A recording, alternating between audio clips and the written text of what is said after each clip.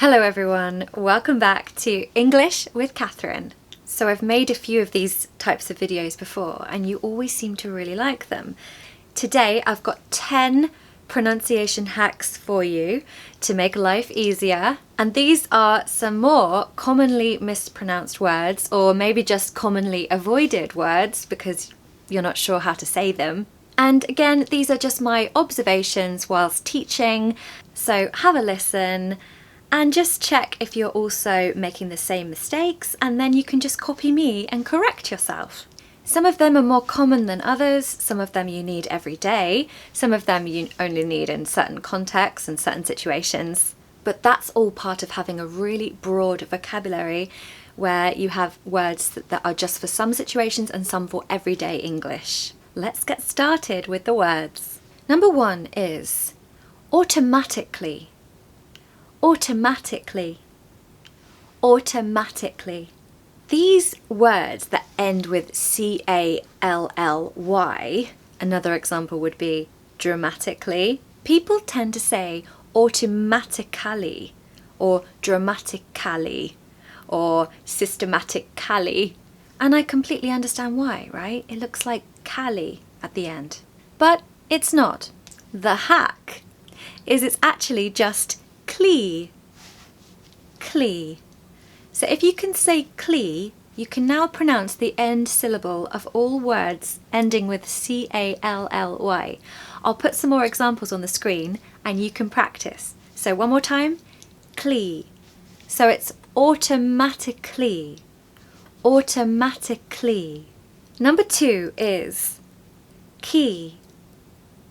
Key. Key. So most people pronounce this as Quay because guess what? It looks like Quay. Now this is a less used word. You're not going to need this every day unless you live by a quay, for example. But it's still worth knowing, and of course you don't want to embarrass yourself by saying Quay when you need to say key. So the hack is that it's literally the word key. Okay, so when you see this word Q-U-A-Y, don't pay any attention to those letters, just say key. Number 3, suit. Suit. Suit.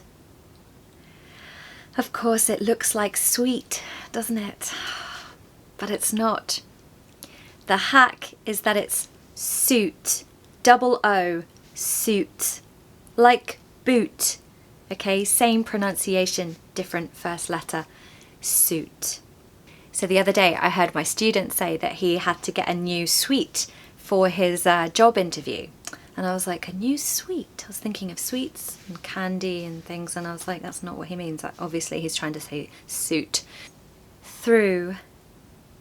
Through. Through.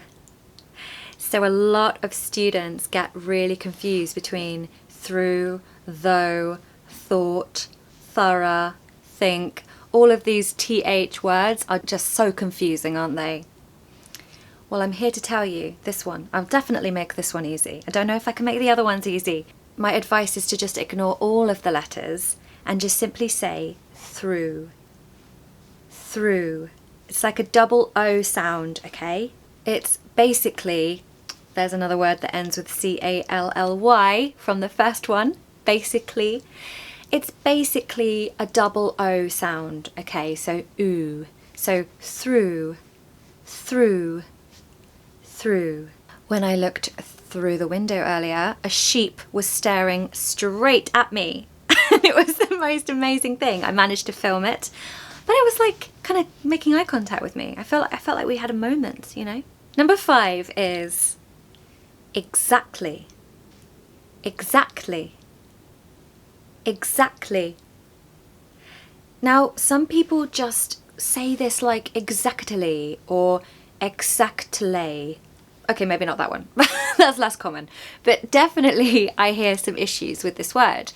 And first of all, I just want to tell you that really the T is silent. So we say exactly. Exactly. So the second syllable is stressed, okay? So exactly. Ah, we have another clee sound at the end. But make sure you don't pronounce that T because it's just going to make it more difficult to say. So the hack is that it's noti, just exactly. Exactly. And what I learned today is that it takes exactly 7 minutes to make the perfect boiled egg. Number 6 is cupboard. Cupboard. Cupboard. Of course, what? It says cup in it, right? So you're going to want to say cup, right? But no, it's not cupboard or cupboard. It's actually a silent P. So the hack here is that it is cupboard. Cupboard. Stress the first syllable. Cupboard. Cupboard. Just be careful with that one because, you know, with English there are a lot of silent letters, so you have to be very wary of them. They are everywhere. Okay, so when I was young, my granny used to have a sweet cupboard, which was amazing because she kept all these different coloured sweets, boiled sweets, toffee, chocolate. If you asked me what was my favourite cupboard when I was that young, I would have said my granny's cupboard. And that question would just never be asked by anyone. But anyway, if it was. Number 7 is literally. Literally. Literally. A really confusing meaning actually, but also the pronunciation is a little bit tricky. So I hear people saying literally, literally. Okay, you know, a few of those are more common than others, but still. And the hack is that it's just lich. So don't say lit, okay? Forget the T. It's more of a CH sound. So literally, literally. Okay, so you want a schwa in the middle. Literally. Stress the first syllable. Literally. And that's what helps the word be used in a really great way, because you stress the first syllable and it gives like drama and passion and intensity to the word, because sometimes we need that when we're using it. One more time. Literally. Number 8 is sandwich. Sandwich. Sandwich. Okay, so the original pronunciation of this, like by my granny, was like sandwich. I think it sounds quite posh now though. If you say sandwich, it's quite funny. What you will mostly hear is people saying either Sam or San without the D and then which. Okay, it is an important word. British people love sandwiches. I mean, they are an important part of our culture. Take the humble cucumber sandwich, for example, which you can eat as part of a high or an afternoon tea. By the way, you have to try afternoon tea if you come to the UK. It's a really great experience. Sandwich. Sandwich. I personally say Sam with an M, but some people say it with an N. I hear lots of different types, but not sandwich. Number 9 is archive. Archive. Archive. Of course, it looks like archive, doesn't it? It really does. It looks like archive. But it's a silent H, so it's just going to be archive. Now remember, if you want a British accent, don't pronounce the R because it comes after a vowel, remember the rule. So you're going to say R, no R, archive. Archive. So I'm in the process of trying to control how often I use WhatsApp on my phone, and I had this idea of archiving all my messages, but it just seems to have made the problem worse, and yeah, it's really not working out for me. I'm just on it more than ever now. So if you have any advice on how to cut down on social media or messaging all the time on your phone, put it in the comments below. By the way, cut down, phrasal verb meaning reduce. Number 10 is quaint. Quaint. Quaint. I hear people saying quant, actually. Someone said the other day that they went to a lovely quant town, and I was like, quant. Ah, quaint. I totally get it. It looks like quant. It just looks nothing like how it's actually pronounced.